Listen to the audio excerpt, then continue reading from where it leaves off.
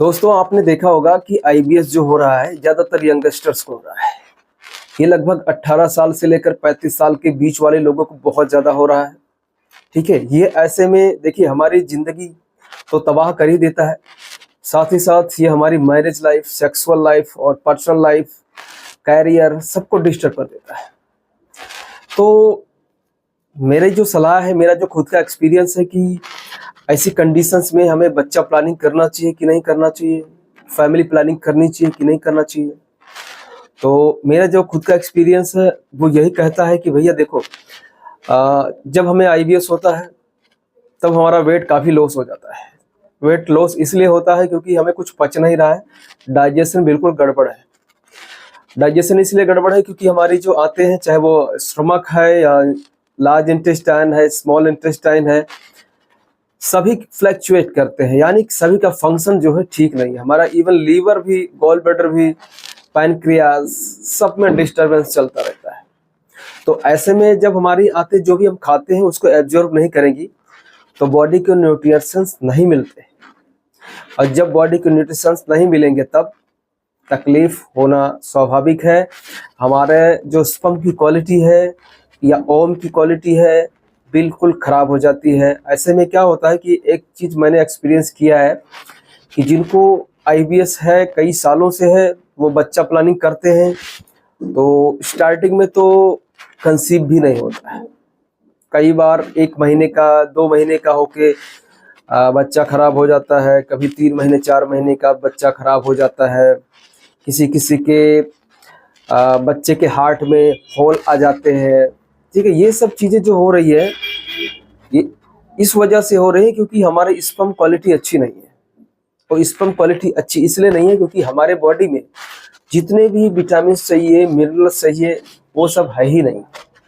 ठीक है, तो सबसे पहले हमें क्या करना चाहिए कि अगर आपको प्लानिंग करना ही है, बच्चा करना ही है, देखिए आपने शादी किया है, फैमिली है, ठीक है, मैरिज लाइफ है, तो वो सब चीज़ें तो स्वाभाविक है कि हमें बच्चा तो करना ही चाहिए, करना ही पड़ेगा।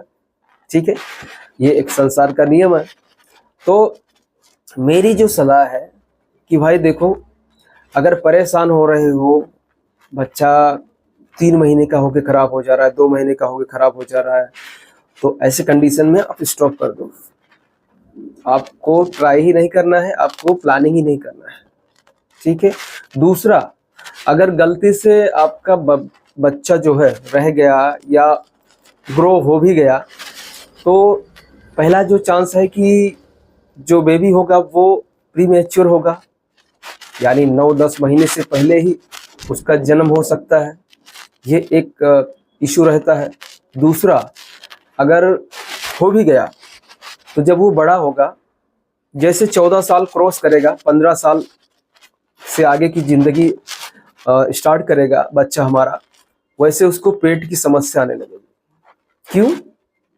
क्योंकि हमने हमारा पेट सही नहीं किया, हमने हमारी नाभि को सेट नहीं किया।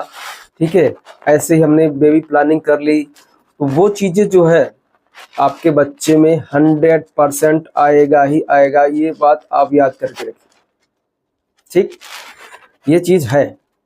हाँ, अगर आपने पूरी तरह से अपने आप को फिट कर लिया, स्वस्थ कर लिया, वेट आपका काफ़ी गेन हो गया, उसके बाद आप अगर बेबी प्लानिंग करते हो तो कंसीव भी होगा, आपका बेबी भी हेल्दी रहेगा। ठीक है, उसको तकलीफ भी नहीं आएगी, आपके बॉडी में सभी प्रकार के न्यूट्रिशंस रहेंगे।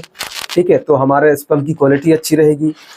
तो सबसे पहले हमें खुद को ठीक करने पे ध्यान देना है, जो भी समय लगे हमें आईबीएस को। आप देखिए, हम अगर 10 साल से, 5 साल से, अब 6 साल से, अब 3 साल से झेल रहे हैं तो हमें लगभग 1 महीना से लेकर 6 महीने, 7 महीने तक खुद को झोंक देना है आईबीएस को ठीक करने में। ठीक है, हमें थेरेपी लेना पड़े, महीना 2 महीना तो थेरेपी लेके, ठीक है, मैं कहता हूँ 2.5-3 महीना भी थेरेपी लेना पड़े तो भी अपने को लेके इसको ख़त्म करना चाहिए।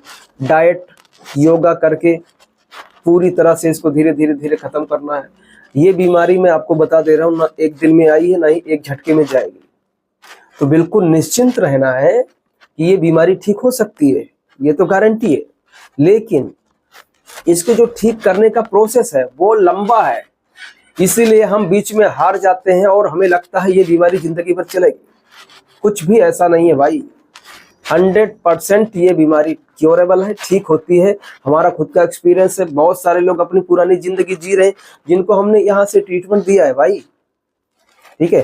तो वो सब चीजें दिमाग में नहीं चलाना। हाँ, हम बीच में अगर सरेंडर कर देते हैं, ठीक है, गिव अप कर देते हैं, तो फिर हम क्या होता है कि हम दूसरी तरफ कहीं जाते हैं, तीसरे पास जाते हैं, चौथे के पास जाते हैं, पांचवें के पास जाते हैं, ठीक है। सबसे पहले हम दवाई वाले के पास ही जाते हैं, एलोपैथी करवाते हैं, उसके बाद होम्योपैथी करवाया या आयुर्वेदिक में गया या फिर और भी जगह, इवन आपने न्यूरोथेरेपी भी करवा ली, वहां से भी आप निराश होकर हार गए। लेकिन न्यूरोथेरेपी की ही बात करूंगा मैं। न्यूरोथेरेपी एक ऐसी चीज है मेरे भाई, मैं आपको बता दे रहा हूं कि यहाँ पर आपको आईबीएस की जड़ को ठीक किया जाता है। यानी हमारी जो खिसकी हुई नाभि है और आंतों की सूजन है, जब भी आप यहाँ पर आते हो इलाज कराने, हम आपके आंतों का सूजन ठीक करते हैं और नाभि को सेट करते हैं। जैसे जैसे आपके आंतों का सूजन ठीक होता जाता है, आपकी नाभि सेट होती जाती है। आप ध्यान रखना, कभी भी आपकी अगर नाभि खिसकी हुई है, डाइजेशन खराब रहेगा, कभी भी पचेगा नहीं। और जैसे नाभि खिसकेगी, नाभि के आसपास के जितने भी ऑर्गन्स होते हैं, ठीक है, वो सबको फ्लैक्चुएट करेगा। समझ गए?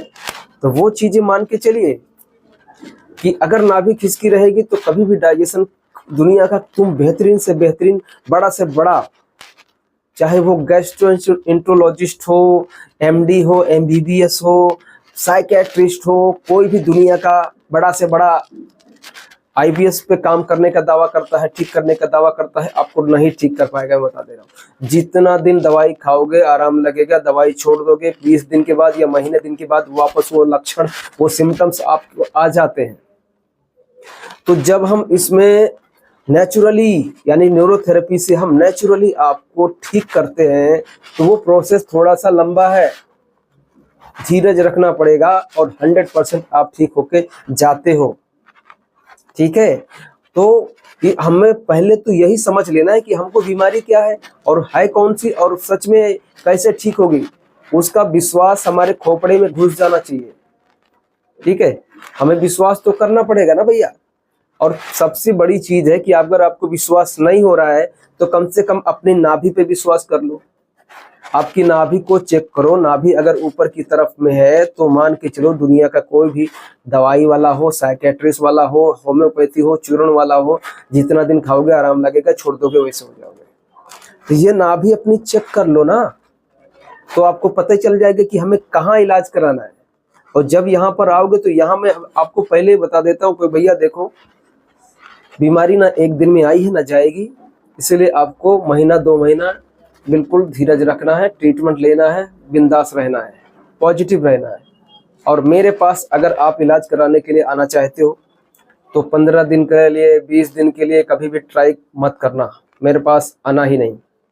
पैसा बर्बाद करने के लिए नहीं आना, या फिर ये देखने के लिए नहीं आना कि यहाँ पर ठीक हो सकता हूँ या नहीं हो सकता हूँ, जाके देखता हूँ, आके देखता हूँ, ठीक है, क्या पता हो जाए, क्या पता ना हो। ये सारे थॉट्स अगर दिमाग में चलेंगे तो मेरे पास बिल्कुल मत आना।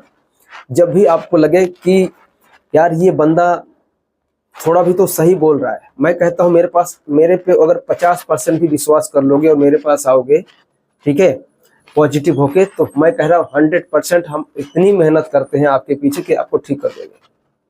लेकिन यही है कि धीरज रखना, पॉजिटिव रहना, वो सब आपका ही काम है, ठीक है।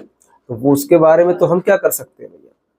मैंने भी 6 साल आईबीएस को झेला है, मैंने भी अलग अलग चीजें ट्राई करी थी, लेकिन खुद पे दृढ़ विश्वास था कि भाई कोई ना कोई जो पद्धति है, कहीं ना कहीं कोई ऐसा ट्रीटमेंट तो होगा ही कि जिससे मैं ठीक हो सकता हूँ।